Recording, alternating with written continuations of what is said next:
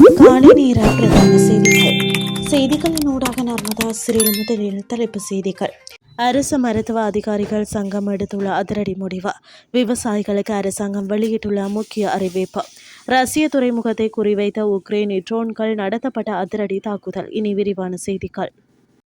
அரசாங்கம் மற்றும் சுகாதார அமைச்சினால் வழங்கப்பட்ட எழுத்துப்பூர்வ உடன்படிக்கைகள் மீறப்பட்டுள்ளதாக கூறி தனது தொழிற்சங்க நடவடிக்கைகளை தீவிரப்படுத்தியுள்ளதாக அரசு மருத்துவ அதிகாரிகள் சங்கம் அறிவித்துள்ளது.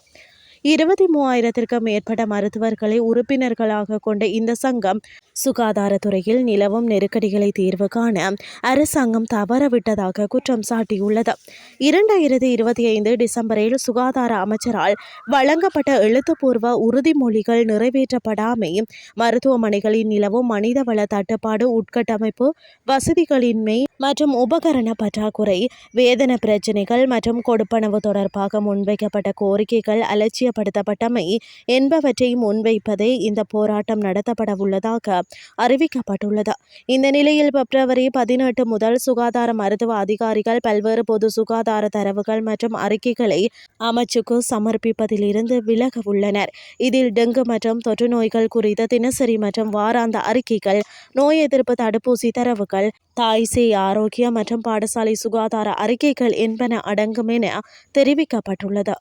நாட்டில் நெல் விற்க காத்திருக்கும் விவசாயிகளுக்கு அரசாங்கம் முக்கிய அறிவிப்பொன்றை வெளியிட்டுள்ளது. அந்த வகையில் 2025 தொடக்கம் 2026 பெரும்போக நெல் கொள்வனவு வேலை திட்டத்திற்கு அமைய உரிய விலைகளை அரசாங்கம் அறிவித்துள்ளது.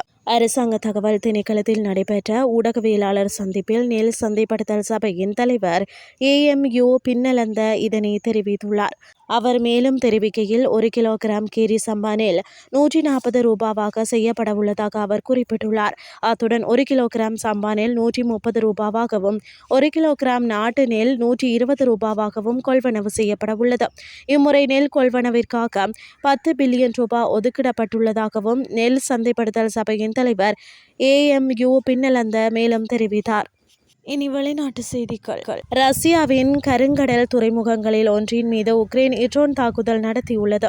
உக்ரைன் போர் தொடங்கி 4 ஆண்டுகள் நிறைவடைந்ததை ஒட்டி அமெரிக்கா முன்னிலையில் ரஷ்யா உக்ரைன் இடையே ஜெனீவாவில் போர் நிறுத்த பேச்சுவார்த்தை தொடங்க உள்ளது. இந்த நிலையில் இந்த தாக்குதல் நடத்தப்பட்டுள்ளதாக தெரிவிக்கப்படுகின்றது. இதில் ரஷ்யாவின் கிராஸ்னோடர் பிராந்தியத்தில் உள்ள தமன் துறைமுகத்தில் 2 பலத்த காயமடைந்துள்ளனர்.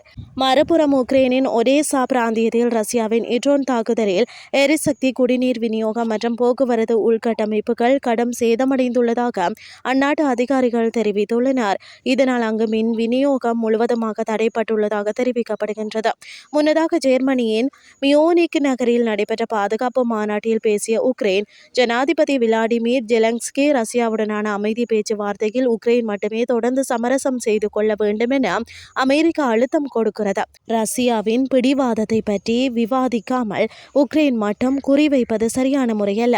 தற்போது இந்த பிரச்சனையில் இருந்து ஒதுக்கி வைக்கப்பட்டுள்ள ஐரோப்பிய நாடுகள் வருங்காலங்களில் முக்கிய பங்காற்ற வேண்டும் என தெரிவித்திருந்தமை குறிப்பிடத்தக்கது. இத்துடன் செய்திகள் யாவும் நிறைவடைகின்றது. அடுத்த இரவு 8:30 எதிர்பாருங்கள். நன்றி.